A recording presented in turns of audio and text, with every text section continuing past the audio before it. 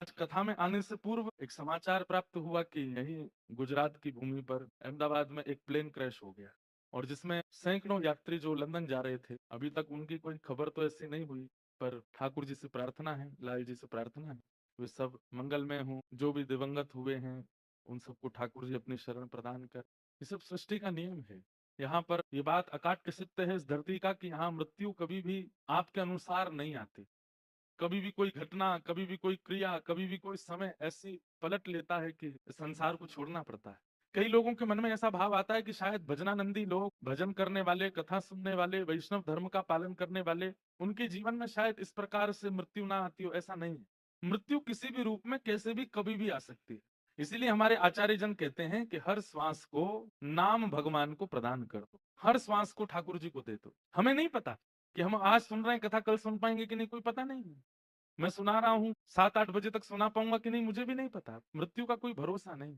इसलिए भैया, हर क्षण, हर जीवन के पल को जीजिए। खूब धन कमाओ, खूब ऐश्वर्य कमाओ, खूब नाम कमाओ, लेकिन हर क्षण भगवत स्मरण करते, भगवत स्मृति बनाए रखो चित्त में। तो आज जो घटना हुई अहमदाबाद में, उसके लिए हम ठाकुर जी से प्रार्थना करते हैं।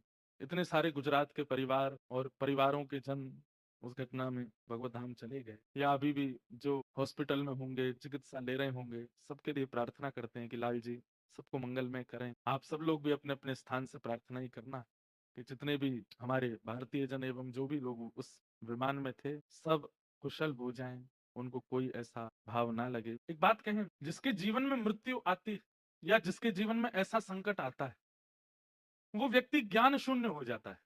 जैसे किसी और को चोट लगी हो ना, तो आपको दवाई भी याद आ जाएगी, आपको उस समय क्या करना चाहिए, क्या नहीं करना, सब पता चले। लेकिन जब वही चोट खुद को लगती है तो हम सब भूल जाते हैं कि अब क्या करना चाहिए। पर उपदेश बेलायाम सर्वे शिष्टा भवन्ति ही।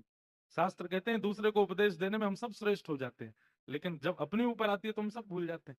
सदज्ञानी व्यक्ति का लक्षण यही है, सदगुरु पात्र व्यक्ति का लक्षण यही है, भजनानंदी व्यक्ति का लक्षण यही है कि वो विपरीत अवस्था में सब याद रखे। वो सारे फॉर्मूला याद हों, वैसे चाहे आपको सारे इक्वेशन याद हों, लेकिन क्वेश्चन पेपर आते ही सब भूल जाते हो, तो ये तो गड़बड़ी है ना।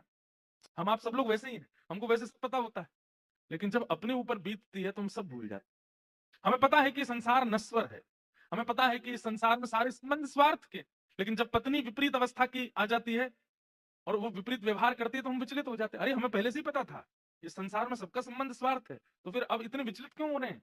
तो व्यवस्थित अवस्था में ज्ञान को याद रखना ये ज्ञानी व्यक्ति का लक्षण नहीं, विपरीत अवस्था में ज्ञान को याद रखना, विपरीत अवस्था में गुरु के द्वारा कहे गए वचनों की स्मृति रखना, ये ज्ञानी व्यक्ति का लक्षण।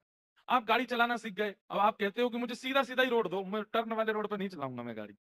जरा सा भी यूं मोड़ आया, अब मैं नहीं चला रहा, तुम चलाओ। अरे तो फिर तुम काय बात की गाड़ी सीखी है। तो मैं जिस रोड पर गाड़ी चलाऊं उस पर ट्रक नहीं आना चाहिए, गाड़ी नहीं आनी चाहिए, एम्बुलेंस नहीं आनी चाहिए, और कोई रिक्शा नहीं आना चाहिए, मोटर बाइक नहीं आनी। अरे ऐसे थोड़ी होता है। गाड़ी चलानी सीखी है तो सब आएंगे। आप कहो नहीं नहीं कोई नहीं आवेगा, यहाँ बैरिकेटिंग लगवाओ, अकेली मेरी गाड़ी चले, ऐसा नहीं हो सकता। आप भक्ति के पथ पर चल रहे हैं और आप मन में विचार करते हैं कि विकार ना आवे, आप मन में विचार करते हैं कि बाधा ना आवे, आप मन में विचार करते हैं कि किसी भी प्रकार की रुकावट ना आवे, ऐसा थोड़ी होगा, सब आएगा। बल्कि और एक बात कहें, जब तक पथ पर नहीं थे तब तक इतनी ज्यादा दिक्कतें नहीं थी, लेकिन पथ पर जब आप अग्रसित होते तब और ज्यादा संख्या में आते हैं। आप भक्ति मार्ग में नहीं थे तब तक सब ठीक रहता है, लेकिन जब भक्ति मार्ग में आप आ जाते हैं तब ज्यादा विचलनता आती है। और उस समय में भी अपने आप को संभालना, यही आपके भजन का, सत्संग का, गुरु निष्ठा का फल है कि आप विपरीत अवस्था में अपने आप को संभालें। तो घटनाएं भैया सबके जीवन में घटती हैं, लेकिन ये कथाएं उन घटनाओं के लिए ही हैं कि उस समय पर आपको ये स्मृति रहे, मेरे आचार्यों ने मुझे क्या बताया, मेरे गुरुजनों ने मुझे क्या बताया, मैंने अपने जीवन में क्या प्राप्त किया। तो आज जितने भी हमारे भाई बंधु जन उस विमान में थे, सबके लिए हम प्रार्थना करते हैं, ठाकुर जी से निवेदन करते हैं कि हे नाथ, आप सबकी रक्षा करना।